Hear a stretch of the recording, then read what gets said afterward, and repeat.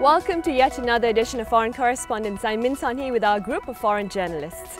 Welcome back. Nice to be back again, thanks.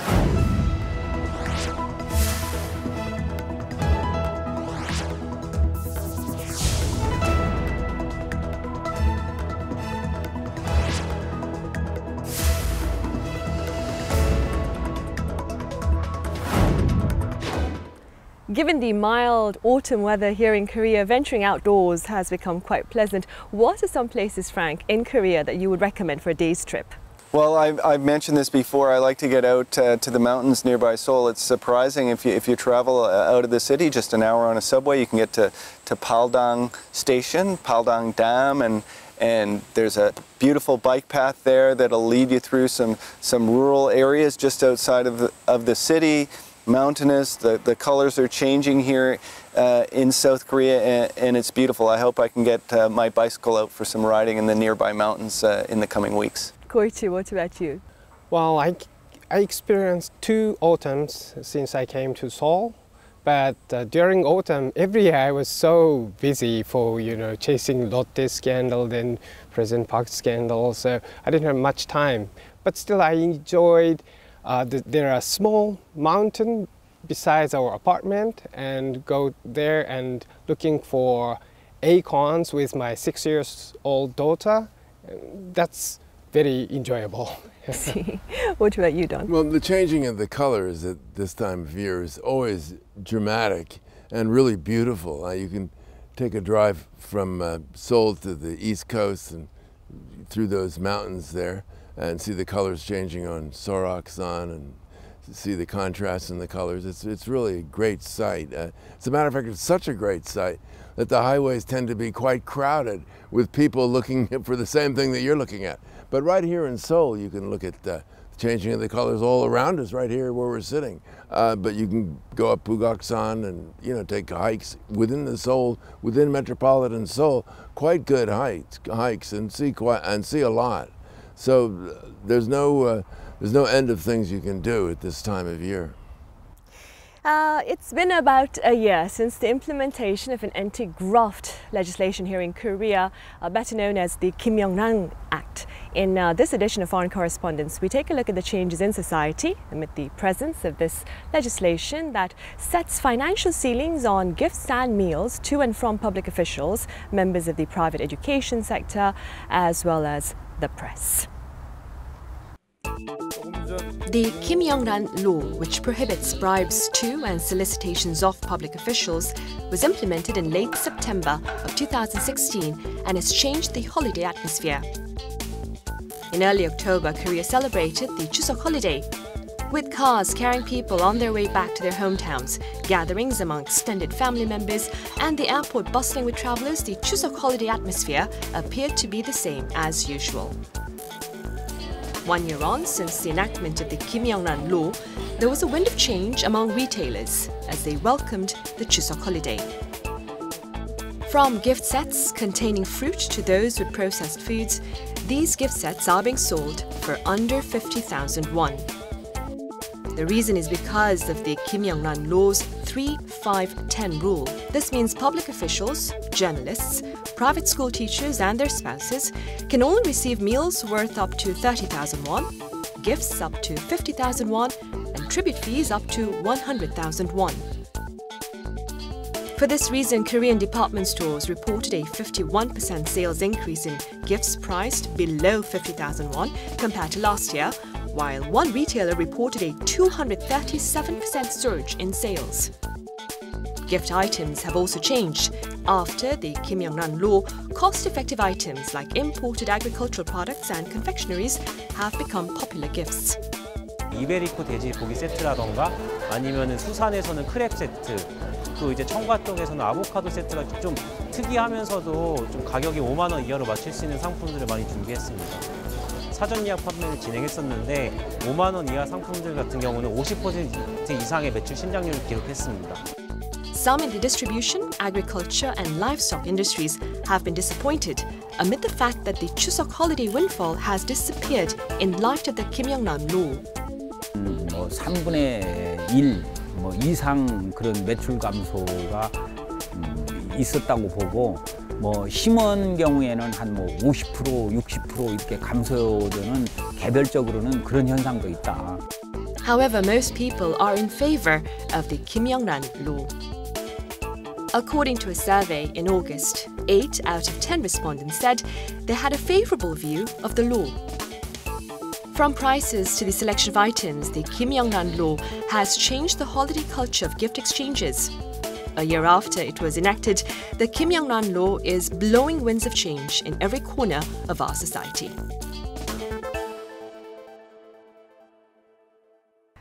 Right, so last week Korea celebrated Chuseok, and gift giving and receiving during Chuseok is quite common among Koreans. First up, did you also prepare, Frank, maybe gifts for people you work with? Well, I haven't yet. Usually in the past that's been a monetary gift, and my news assistant has been doing an especially good job as we come up to Chuseok, and I wonder if that's a coincidence, but he is lined up for a little bit of a bonus, and I'll consult my wife, who's Korean, on how much that should be. Right. Is it also the same in Canada, Frank, during perhaps the New Year or Thanksgiving?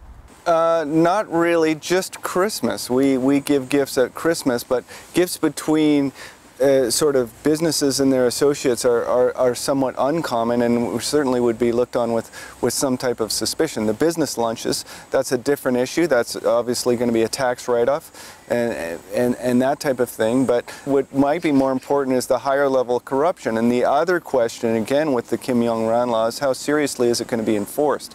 Some of the information that I've read in the newspaper is that it's not enforced that stringently. Something like just over 100 people have been booked. You know, maybe a handful of people have been charged, and only one person, according to a report I read, only one person has actually been fined in an entire year. But I think it has driven the South Korean public to address this issue and look at this type of corruption in society. And I think that's a step in the right direction. Do you have a similar anti-graft legislation in Japan, Koichi? Just only for public servant, we have a public service ethics law started in, I guess, 17 or 18 years ago. But it's the press or teachers are not to be applied. Right. The former head of the Anti-Corruption and Civil Rights Commission, Kim Young-nan, was recently asked by the local media to evaluate the Act's current footing in society. She gave the Act a B+. There's some critics who claim that the legislation, to a certain extent, affects Korea's tradition of socializing, of wining and dining. There's some who say it's a breach of etiquette, or even consider rather tacky to have people individually paying for their meals, and that it's better for one person to fit the bill. What are your thoughts on this, Frank? Yeah, I agree with you. I mean, being Canadians can tend to be pretty stingy, and I'm honestly kind of embarrassed when I go out with some foreigners and we line up at the till, everybody to pay separately. But that has to do a little bit more with our culture, and I find it kind of interesting sometimes to see a couple of see a couple of middle-aged or older Korean men arguing over the bill and fighting over the bill. And you know, I hope that the Youngran Law hasn't put a damper on South Koreans' generosity toward one another. One big phenomenon here is all the gift giving that goes on at weddings. People routinely give envelopes full of cash, 100,000 won perhaps. That is the limit right now for congratulatory or condolence money at weddings. But big business people give much more than that, and they may not put it in an envelope that's open at the wedding, but they're likely to give huge gifts. Motor vehicles have been given as gifts. You know, great electronic items have been given as gifts. At family weddings, oh, you might want this huge, whatever it is, television or stereo system, or, you know, this goes on all the time. Another form of gift giving that I find really abhorrent is the gift giving that goes on, say, in the armed forces between junior officers' wives and senior officers' wives, and the gift giving that goes on at universities between junior faculty members and senior faculty members. This is really not done in most countries, as far as I know. And I think it's really tough, again, to evaluate the impact of this law on that type of gift giving, to investigate that and get some data on whether that's happening. Companies don't have to report their expenses on entertainment. It's a voluntary reporting, according to some information that I read this week. And the largest companies in Korea, they don't report their spending on entertainment in terms of taking out business colleagues and things like that.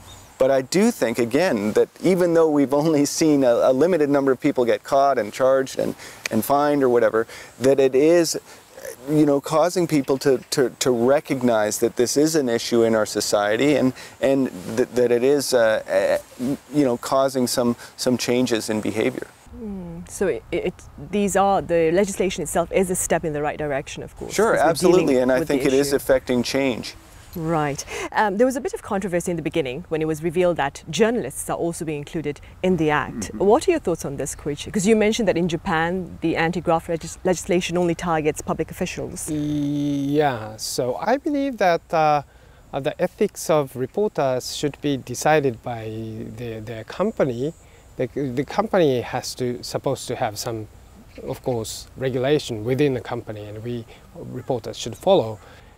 It's possible from the government to target certain reporters for, you know, strictly check and fine him or something like that. So I think there is a good part, but there is a negative part. That was something decided by that editor or publisher himself. It was probably a company policy. My brother's a desk editor in a major daily in North America, and they're not allowed to accept any gifts. They can't go to a hotel or resort on the expense account of that hotel or resort to do some report about that resort and that type of thing. There is a lot of potential, you know, for this type of graft in our industry, and I think addressing that, you know, is best done through the company, but I'm not that surprised that we have some type of legislation here in South Korea.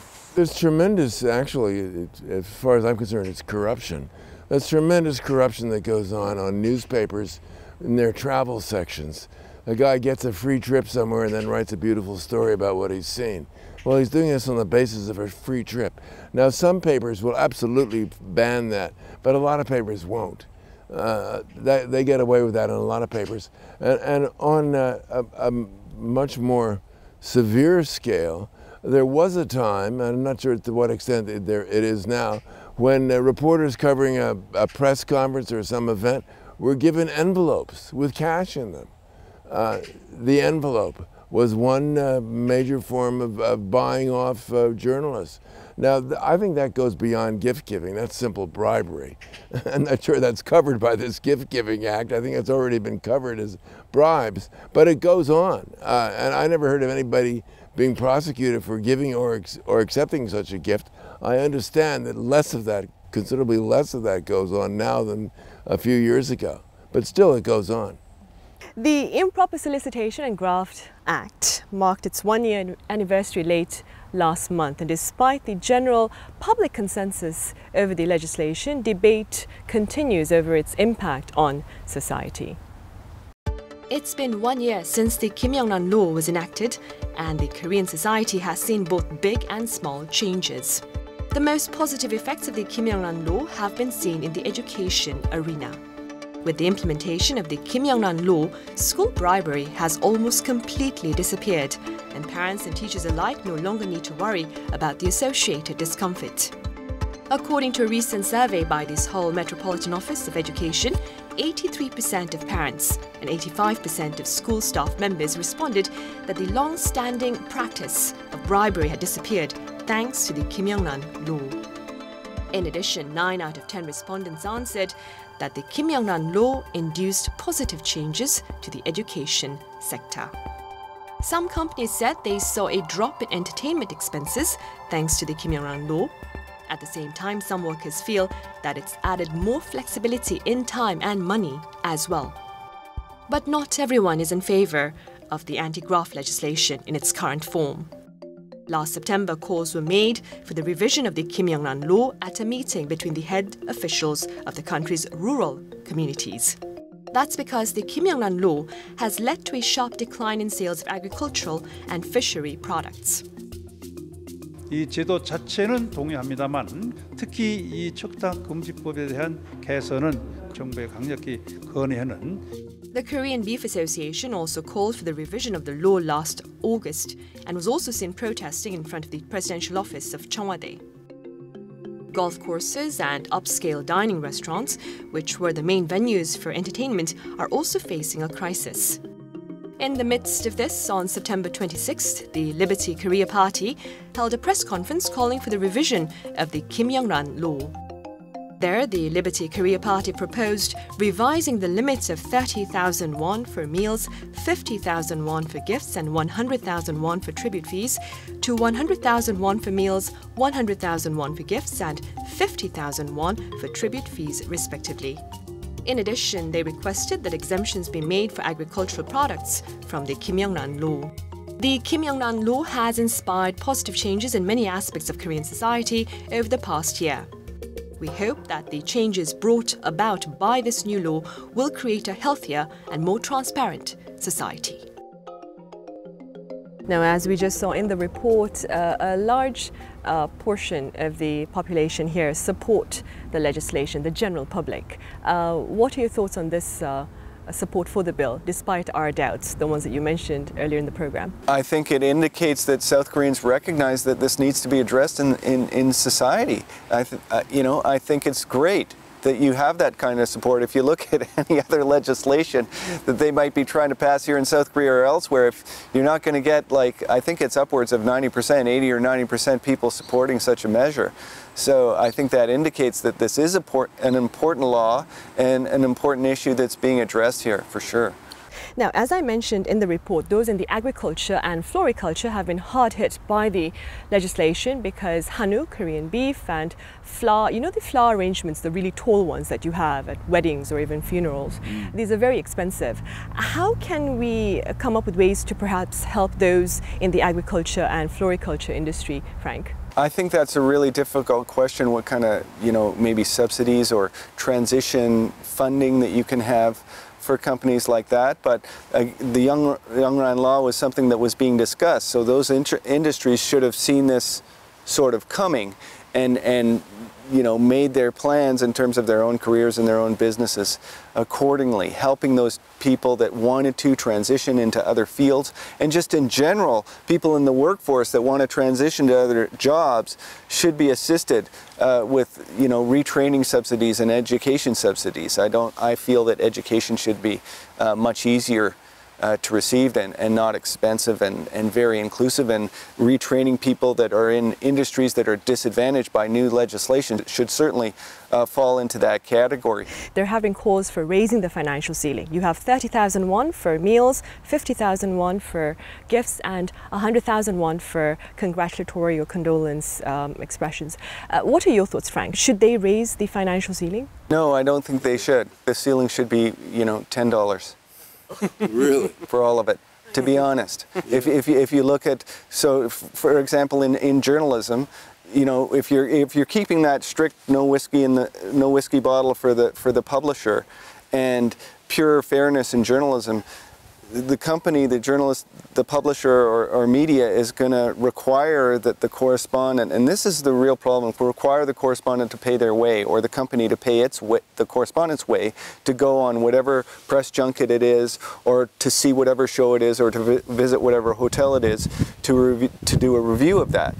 Many media then won't cover those types of things because they can't afford to send the journalists there. So there is really this gray area and problem. But the issue of there being a ceiling, I'm pretty black and white on that this type of behavior is definitely corrupt. Whether it's 30,000 won or 50,000 won or 100,000 won. I think it's more important, as we talked about previously when the law came in, to recognize the much higher level of corruption that takes place in South Korean society. For example, the big BBK scandal that's currently enveloping former President Lee Myung-bak here, and we're talking about hundreds of millions of dollars. Don? Well, yeah, there's an expression in the U.S. and maybe elsewhere. There's no such thing as a free lunch. you get that free lunch. They're giving you that free lunch because they want something in return, frankly.